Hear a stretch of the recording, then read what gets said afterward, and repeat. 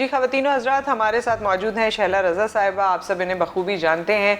मुल्क की सियासत में जितना कुछ हो रहा है फ़ौरन इनके चेहरे पर स्माइल आ जाती है, और जितने भी करंट अफेयर के शोज़ हैं उसमें जब आप देखें तो एक चीज़ बड़ी कॉमन है और वो इनकी मुस्कुराहट है। बहुत मुस्कुरा के बड़े तीर जैसे जवाब देती हैं ये, है ना।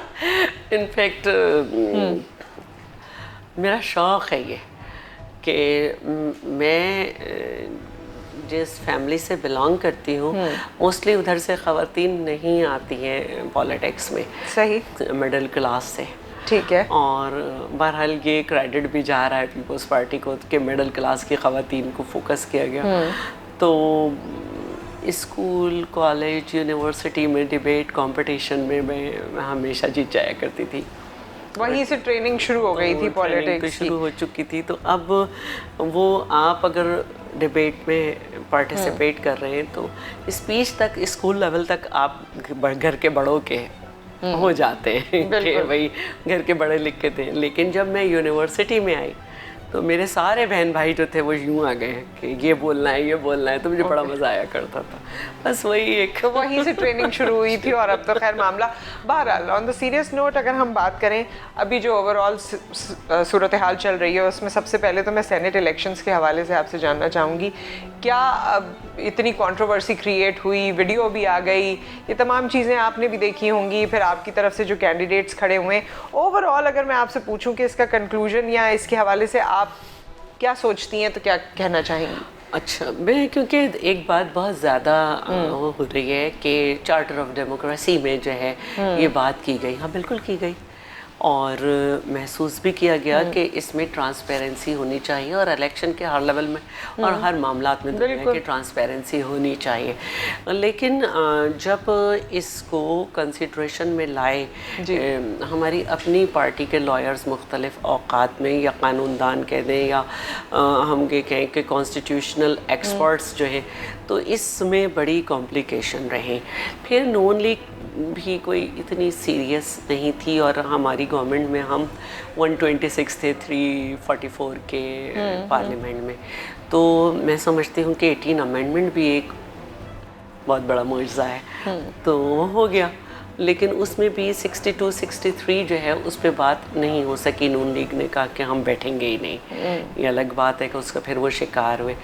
तो ये जो शो ऑफ हैंड या आइडेंटिफाइड है, ये सेनेट में एक इंतहाई मुश्किल मरहला है कॉन्स्टिट्यूशनल एक्सपर्ट्स के साथ, क्योंकि इसमें मुख्तलिफ कैटेगरीज के होते हैं election. First choice, second choice, third choice, fourth तक जाते हैं। अच्छा, तो ये नहीं हो सका और ये अभी तक मुश्किल है। अब इमरान खान की गवर्नमेंट जो है वो कॉन्स्टिट्यूशनल अमेंडमेंट को, और जो जिस पे कॉन्स्टिट्यूशनल अमेंडमेंट जिस आर्टिकल पे लाना चाहती है वो इंतहाई एक्सप्लेन्ड है, यानी तशरीह हुई हुई है उसकी। स्पीकर, डेप्यूटी स्पीकर और सेनेट के चेयरमैन, डेप्यूटी चेयरमैन के जो इलेक्शन है ये सीक्रेट बैलेटिंग से होगा। तो अगर ये लाना चाहते तो फिर इस पे बैठा जा सकता था। अच्छा, पीटीआई की, पीएमएल की आपने बात कर ली, लेकिन पीपल्स पार्टी जो है ना वो भी ज़ाहिर है गुफ्तगू में हमेशा दरमियान में होती है, एक बड़ी मेजर पार्टी है। और सेनेट के इलेक्शंस में इनके बारे में ये समझा जाता है कि ये बैक डोर से कोई पॉलिसी लेकर आते हैं, बैक डोर का कोई रास्ता इख्तियार करते हैं, या कोई ऐसी चीज़ कर रहे होते हैं अंदर खाने जो बाकियों को पता नहीं चलती और बाद में सामने आती है। देखिए, मैं एक बात कहना चाहती हूँ, अगर पीपल्स पार्टी के ऊपर इस तरह की इल्ज़ाम तराशी की जाती है तो सबसे पहले इसको इस तरह एनालाइज करना चाहिए कि पीपल्स पार्टी ने अपने जो सेनेटर बना रही है वो कौन लोग हैं। सबसे पहले तो उन्हीं से पैसा ले ना, फिर उनके नाम पे दूसरों से पैसा ले या कुछ करें। हमारे जो सेनेटर्स के कैंडिडेट हैं अगर आप उन्हें देखें तो वो तो बेचारे वर्कर ही होते हैं। सईद गनी साहब हैं आपके सामने, डॉक्टर करीम ख्वाजा हैं, इल्मास परवीन हैं, कृष्णा कोहली हैं, शशि पले जो भी नॉर्मल एक कह सकते हैं, और अनवर लालडीन, और इस दफ़ा खैरुन्निसा मुग़ल, और सादिक मेमन, और ये सारे अगर आप देखें तो ये पार्टी वर्कर्स हैं। इनमें कोई ऐसा नहीं है जो पैरा ट्रूपर हो।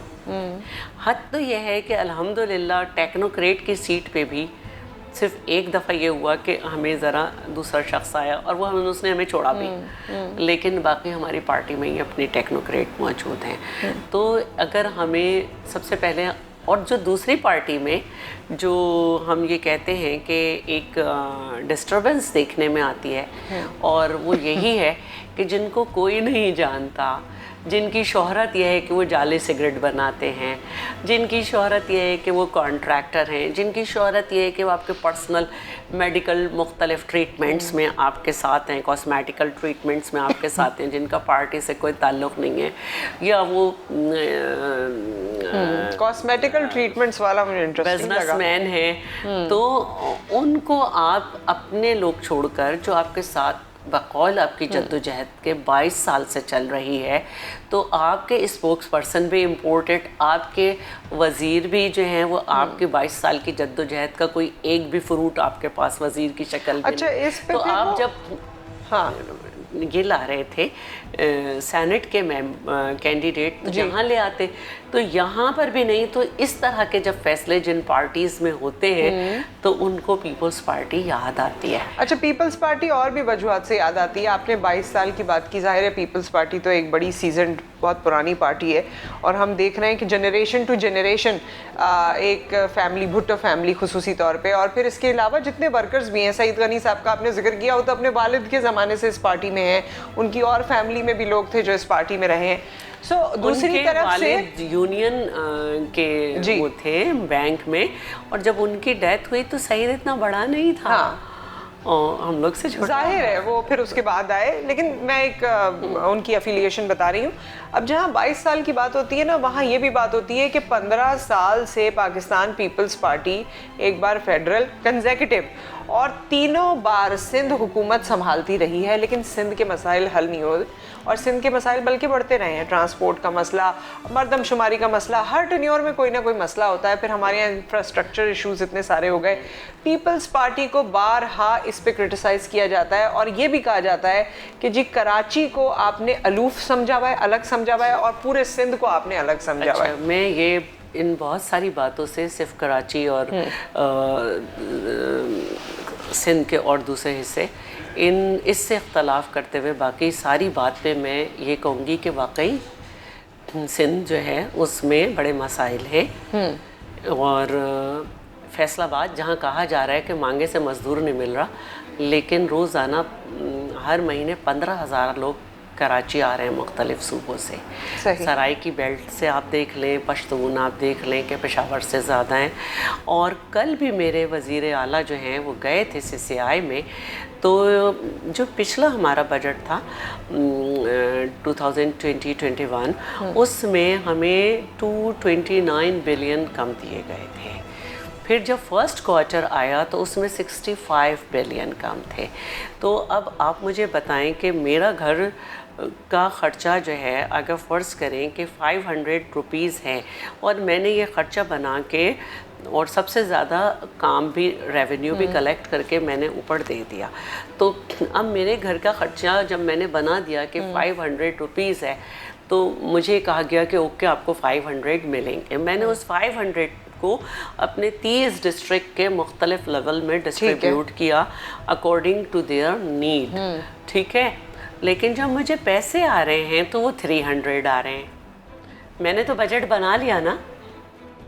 अब जब शुमार होता है तो कहते हैं 500 का इस साल का बजट था, 600 का इस साल का बजट था, 700 का इस साल का बजट था।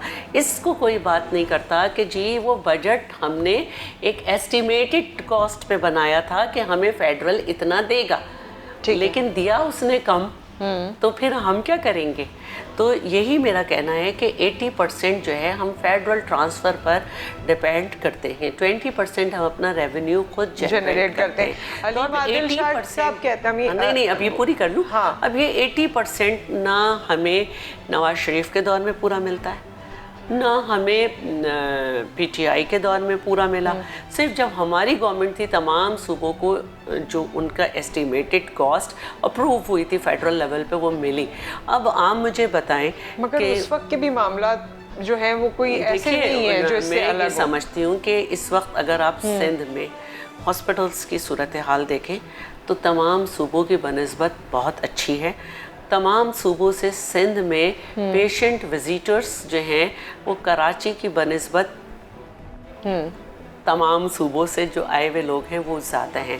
रोड इंफ्रास्ट्रक्चर आप पूरे सिंध का चेक कर लें, ये अच्छा है। तालीम पे हमने काफ़ी तवज्जो दी है। पूरे सिंध का अच्छा हो, लेकिन कराची वालों की तो चीखें निकल जाएंगी इस बात पे। कराची हम तो गाड़ी में बैठते हैं तो ऐसे लगता है कि पता नहीं। सही कह रही, आप बिल्कुल सही कह रही हैं। 2016 से 2020 तक 700 बिलियन कराची को मिले, जो कि हर जगह पर रिकॉर्ड है। इतना ये लोग अदालतों में खड़े हुए ये साबित नहीं कर सके कि सिंध गवर्नमेंट ने पैसा नहीं दिया।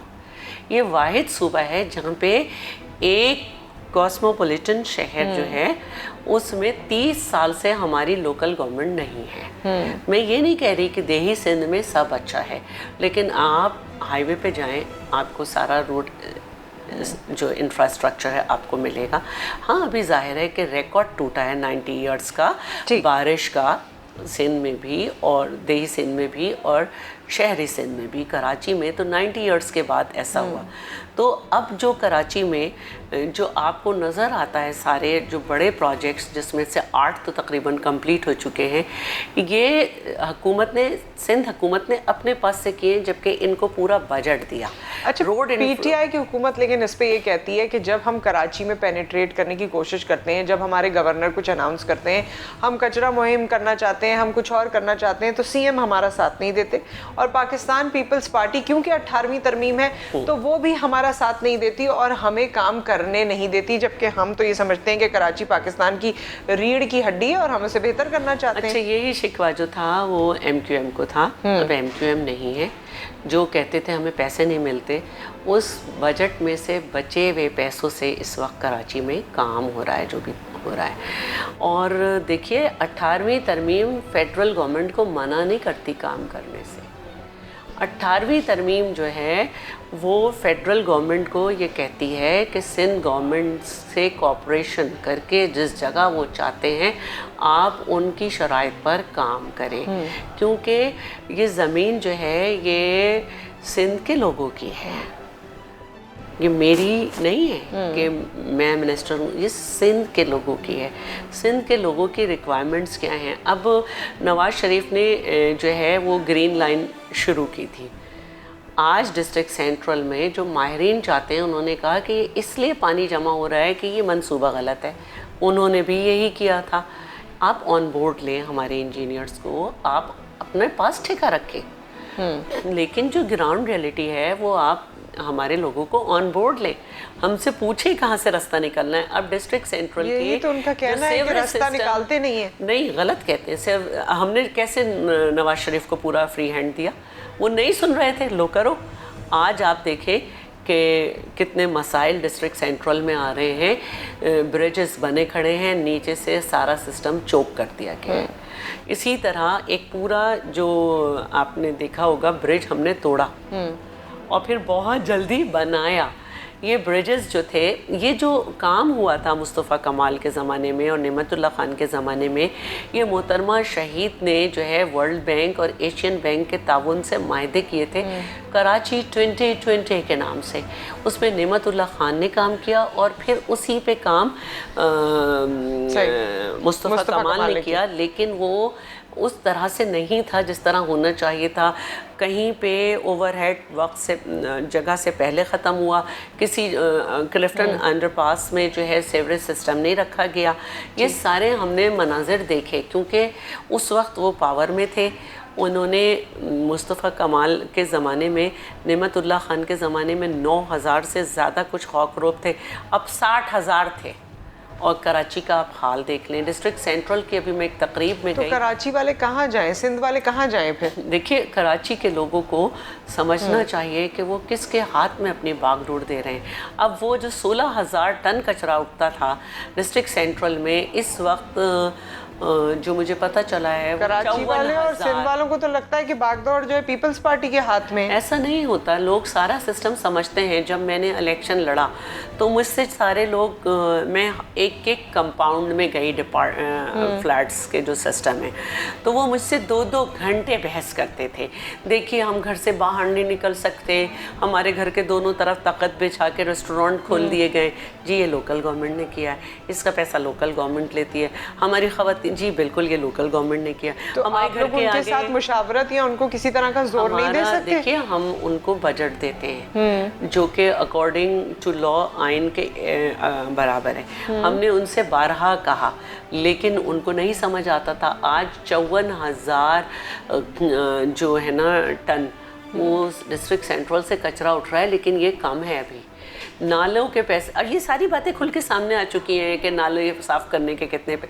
अच्छा मैं आपको एक और बात बताती हूँ। 2019-20 का जो बजट था उससे पहले फैसल वाउडा साहब जो अभी सेनेटर बनने वाले हैं, ये नैब में बनने वाले हैं, आपने बता दिया। ये इसको हम ब्रेकिंग चला दें नहीं, अपने हम पास? इसलिए कह रहे हैं कि जिस तरह से उनके पेपर एक्सेप्ट हुए हैं उस पे तो काफ़ी लोगों को मसाइल थे। नैब से उन्हें जुर्माना भी हो चुका है, उनका केस रुका हुआ है, लेकिन जाहिर है ठीक है, वो कह चुके हैं इमरान साहब के हुकूमत के पास बहुत पावर होती है। तो पेपर एक्सेप्ट हो गए हैं। तो उन्होंने वसीम अख्तर के ख़िलाफ़ वो नैब में गए कि सिंध गवर्नमेंट ने 20 महीने में इन्हें 16.5 अरब रुपए दिए। ठीक है, वो केस आज तक सुना ही नहीं गया, और वो पूरा हिसाब किताब था कि इन्होंने कहाँ पैसा ज़ाय किया, कितना लंदन भेजा, कितना कहाँ गया और किस तरह से क्या हुआ। तो ये चीज़ें सुनी नहीं जाती। और जब सुप्रीम कोर्ट ने सुनी तो उन्होंने एक ही बात की वसीम अख्तर साहब को कि काम क्यों नहीं करते, सब कुछ तो है आपके पास। और आज वसीम अख्तर की करप्शन पे क्यों नहीं बात होती, क्यों नहीं MQM के ऊपर, क्यों MQM से दोस्ती है? गवर्नमेंट गिर जाएगी, जिस दिन गवर्नमेंट गिरेगी वसीम अख्तर साहब के सारे केस भी खुलेंगे, अभी सब होल्ड हुए में। ऐसा तो फिर पीपल्स पार्टी के साथ भी है ना। आप देखिए शर्जील मेमन हो गए और इतने सारे नाम हैं जिनको आपने वक्तन फवक्तन देखा, या वो ब्यूरोक्रेट्स भी जिनका ताल्लुक पीपल्स पार्टी से है, उनके भी बहुत सारे ऐसे पर्दे हैं जो फाश हुए, लेकिन उसके बाद फिर कुछ पता नहीं चला। शर्जील ने कितनी जेल काटी है? कोई MQM का इतना जेल में गया? क्या साबित किया? शर्जील ने जेल काटी ना, जेल से इलेक्शन लड़ा है, नहीं हुआ ना कुछ। आपने देख लिया, क्या साबित किया आपने? फिर इसके साथ साथ खुर्शीद शाह साहब जो हैं वो 2 साल होने वाले हैं, उनके 13 फ्रंटमैन बताए गए थे। उन सारे फ्रंटमैन्स को जो है आपने हर प्रोसेस से गुजार लिया, वो क्लियर है, लेकिन वो जेल में हैं। 6 महीने अपने जरदारी साहब को और फरियाल साहिबा को जेल में रखा, उन्होंने अपना पासपोर्ट भी सबमिट कर दिया। आप एक रेफरेंस नहीं दायर कर सके। फिर इसी तरह स्पीकर साहब को किस तरह से पकड़ के लाया गया, अभी तक कुछ साबित आप नहीं कर सके। कितना वक्त चाहिए? ये तो डिफेम करने वाली पॉलिटिक्स है। अदालत में सबके मुकदमे चल रहे हैं पीपल्स पार्टी के, सब जुडाइस मैटर है, लेकिन वज़ीर आज़म साहब इतने इंतकामी नेचर के हैं, मैं हैरान हूँ कि उन्होंने ऐसे उंगली खड़ी की टीवी पे और कहा कि मैं अपने अंडर सारी एजेंसीज़ पे मबनी एक कमेटी बनाऊँगा जो 10 साल में यूटिलाइजेशन ऑफ मनी है उसको चेक करेगी और फिर मुझे रिपोर्ट देगी। उसने रिपोर्ट दे दी कि सब सही है, उसमें FIA भी थी, सारी थी। तो एक तो ये कि जब कोई मामला सब जुडाइस होता है तो उस पे इस तरह से नहीं किया जाता, लेकिन जाहिर है कि वो कहते हैं मेरे साथ सब एक पेज पे वो ये सारी बातें कर सकते। अच्छा, इससे एक दो उन्होंने बनाया तो अभी तक उधर से साबित न हुआ, जेलों अदालतों से साबित नहीं हुआ, तो अब क्या चाहते हैं? अच्छा, एक दो चीज़ें और बताइए, क्योंकि आपकी मौजूदगी का फ़ायदा उठाते हुए मैं कौम की आवाज़ का प्लेटफॉर्म है तो कौम की बात करना चाहती हूँ। पिछले दिनों हमने देखा कि के इलेक्ट्रिक से मुंसलिक बहुत से हादसात सामने आए, क्योंकि बारिशों का भी अभी तस्करा हुआ। और फिर हमारा एक आम शहरी और कराची या सिंध में रहने वाला वो बड़ा परेशान है, क्योंकि आप देखती हैं कि कराची और देही सिंध कहते हैं। हाँ चले नहीं, हाँ, बिल्कुल देही सिंध, बिल्कुल। हमें आदत हो गई है रवानी में इस तरह बोलने की, और शायद टेलीविजन पे देख देख के कि कराची का इस्तेहसाल हो रहा है, कराची को हमने अलग ही सोच लिया है। बहरहाल सिंध की ओवरऑल बात कर लेते हैं, या अगर के इलेक्ट्रिक की मैं स्पेसिफिक बात करूं, उसमें पीपल्स पार्टी की तरफ से कोई वाज़े किस्म की कोई बात सामने नहीं आई थी, और उसको जमात इस्लामी ने भी उठाया, उसको बाकी पार्टीज़ ने भी उठाया, और सबका कहना यही था कि पीपल्स पार्टी के अपने मफादात शायद के इलेक्ट्रिक के साथ जुड़े हैं, हैं। इस वजह से के इलेक्ट्रिक के तहत होने वाली जितनी नाइंसाफ़ियाँ हैं, चाहे वो पर यूनिट बिलिंग का इजाफा हो या बच्चों की जान चली जाए करंट लगने से या कोई और चीज़ें हो, पीपल्स पार्टी खामोश रहती है। जहाँ तक बच्चों की बात है, जितनी पीपल्स पार्टी ने फाइट की है, मैं पर्सनली मैंने देखा कि इलेक्ट्रिक के साथ सीएम साहब ने किस तरह से, जहाँ तक बात है कि के इलेक्ट्रिक में किन के बेटे और कौन कौन बैठे हैं वो आपको पता चल जाएगा। कराची का सत्यानाश करने वालों की औलादे बैठी हुई कोई कोई खुल के बता देना किन के बच्चे बैठे। मैंने ये सुना हुआ है, इसको कंफर्म कर ले। दो सेनेटर साहिबान हैं, साहिबा, अच्छा, दो उनकी भी औलादे बैठी हुई हैं। कराची में भी उनके पास बड़ा ओहदा रह चुका है। इसके अलावा एक हमारे MQM के जो हैं वो मिनिस्टर थे सीनियर, उनके भी औलाद वहाँ हैं। पीपल्स पार्टी के किसी वाले की औलाद चेक कर ले। और इसके अलावा ये कि ये जो पीपल्स पार्टी को, ये जो के इलेक्ट्रिक को प्राइवेटाइज़ किया गया था, ये हमारे ज़माने में नहीं किया गया था। लेकिन जब हम आए तो अब हमारा काम यही रह गया है कि हमें हटाया जाए बेईमानी करके, फिर चीज़ों को बिगाड़ दिया जाए इदारों को, फिर हमें कहा जाए तुम ठीक करो। हम इतने पैसे कहाँ से लाएं कि हर एक के कर्जे और वो करें। तो हमने फिर इसको इस तरह से किया, हमने फ़ाइट की। नवाज शरीफ साहब आए, उन्होंने कहा लाहौर में तो बिजली जाती नहीं है, कराची वो आती नहीं है, कराची में जाती नहीं। हमने कहा जी आपको 600 मेगावाट के बजाय 900 की ज़रूरत है। हम सबसे ज़्यादा गैस प्रोड्यूस करते हैं, आपने हमसे 2 माहिदे किए हैं कि आप हमें गैस देंगे तो हम के इलेक्ट्रिक और बिजली बनाएगी, उन्होंने नहीं दी। हमारे 2 पावर प्रोजेक्ट 250 मेगावाट के हम गैस से चलाना चाहते हैं। वफाक हमसे गैस सस्ती ख़रीद के हमें महंगी भी नहीं देती है। सिंध वाहिद सूबा है जिसने अपने पैसों से 660 मेगावाट थर्मे बनाई और फैसलाबाद को दे रहे हैं।